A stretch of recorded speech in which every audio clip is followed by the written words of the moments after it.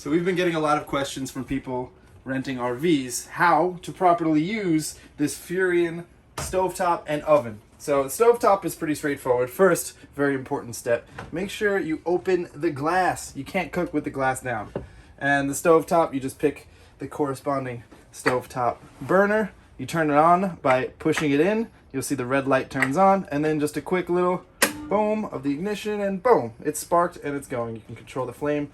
That's easy, pretty simple. But the tricky part is the oven. A lot of people have questions with this. So to properly turn it on, you have to push in, you turn it till red, and you hold it pushing in. So if you can see, you're gonna have to hold it for about 30 seconds. Just keep pushing it, keep holding it in.